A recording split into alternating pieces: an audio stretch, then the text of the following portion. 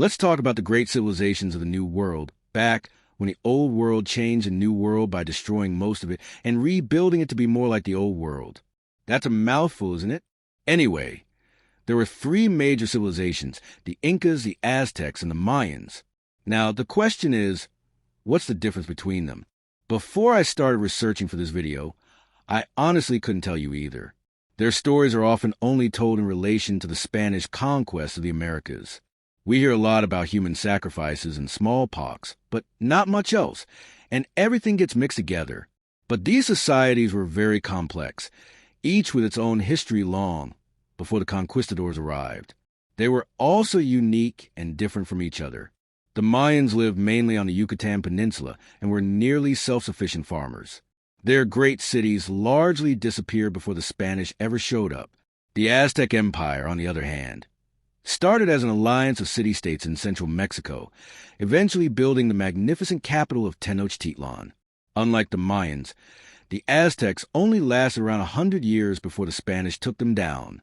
And the Incas came from South America, not Mexico. They lived mostly in the western mountain ranges, thriving for over a century before the Spanish came. So, there's quite a bit of variation among these civilizations, which is what makes them fascinating. Let's also take a look at the sources we're working with. Archaeology is pretty reliable, but in this case, we're fortunate to also have written accounts. Both the Mayans and the Aztecs had pictographic writing systems, though it took a long time before we could translate much of it. We first discovered numbers in the Mayan calendar, and later, in the 20th century, we learned their writing system was syllabic, not alphabetic. Luckily for us, many of their texts were historical records. So, the Mayans actually kept track of their history. Much of their writing is still available because it was often written on surfaces like temple walls, pottery, and occasionally stairs.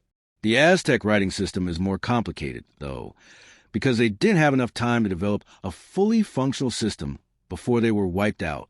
We have some surviving codices, but many were burned by Spanish Christians, who also murdered many of the Aztecs. People who think burning information is a good idea are just being ridiculous. Luckily, we still know a lot about the Aztecs because of Spanish writings about them.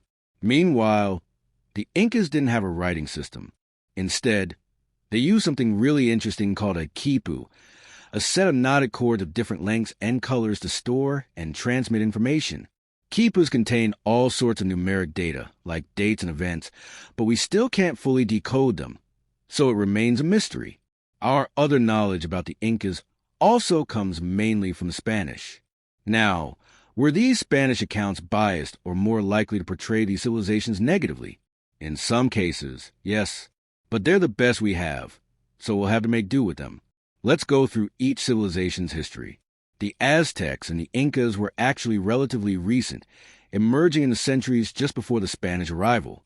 These two civilizations existed around the time of the Renaissance, so it's incorrect to call them ancient as we sometimes do. However, the Mayans are incredibly ancient, though not as ancient as the Olmec civilization, which was the first advanced civilization in Mesoamerica and thrived from 1500 BCE to around 400 CE. Now, that's old. Although we have a decent amount of Olmec art and sculptures thanks to archaeology, they remain a bit of a mystery, which makes sense given their age. A little younger than the Olmecs was the central Mexican city of Teotihuacan, which is also shrouded in mystery, but is incredibly impressive for its size and design. The most famous building there, the Pyramid of the Sun, was built in the 1st century CE. But aside from the building remains, we don't know much about the city, like who built it or who lived there. Evidence of broken statues suggests there may have been uprisings toward the end of the city's life, but it remains unclear. Teotihuacan may have been a trading empire, but we're not sure. Still, it was huge, old, and impressive, and likely inspired much of the Mesoamerican culture that followed. It's worth mentioning. Back to the Mayans. Farming on the Yucatan Peninsula developed in the 2nd millennium BCE, and by 500 BCE, they had large, thriving cities. By 250 CE, the Mayans were at their peak, building massive monuments, connecting cities through trade, and developing a remarkable civilization. What's amazing about the Mayans is how they lived on land that was extremely difficult to farm. The Yucatan Peninsula is essentially a coral reef making conventional farming nearly impossible. To make things work, the Mayans practiced slash-and-burn agriculture, cutting and burning vegetation to enrich the soil for a few years before moving on to another plot. On top of that, rivers didn't form in the limestone, so their only natural water sources were sinkholes, called cenotes. This meant they had to create elaborate water management systems to survive. It was hard work, but the Mayans managed to build impressive settlements on such challenging land. Between 250 and 900 CE, while struggling to survive, they also practiced a religion focused on cycles of creation and destruction. They believed that when someone died, their soul traveled to the underworld and the heavens before returning to earth. This may explain why they practiced human sacrifice. Sacrifices were primarily religious acts meant to delay the world's collapse and encourage the rebirth of the universe. Sadly, a series of droughts led to the decline of the Mayan civilization on the southern Yucatan Peninsula. Cities were abandoned due to overpopulation and water scarcity. Over the following centuries, the Mayans moved to the northern part of the peninsula, where water was more accessible. Cities like Chichen Itza and Mayapan became dominant in later years, but even they fell in the 12th and 15th centuries, respectively. So by the time the Spanish arrived in the 16th century, there wasn't much left to conquer. The Mayan civilization had burned out slowly over time. The Aztec, however, had a much faster rise. In the 12th and 13th centuries, independent city-states started appearing around the Texcoco Lake Valley in central Mexico. One group, the Mexica, settled on an island in the middle of the lake and founded the city of Tenochtitlan in 1325. Over the next century, Tenochtitlan grew into a powerful empire through trade and military conquest. In 1428, the Mexica formed an alliance with two other groups, and the Aztec Empire was born, rapidly expanding through war. Their warriors were incredibly skilled, and all able-bodied men were expected to serve in the military.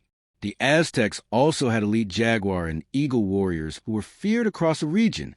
Tenochtitlan was an impressive city, much like Venice, built on an island with canals running through it.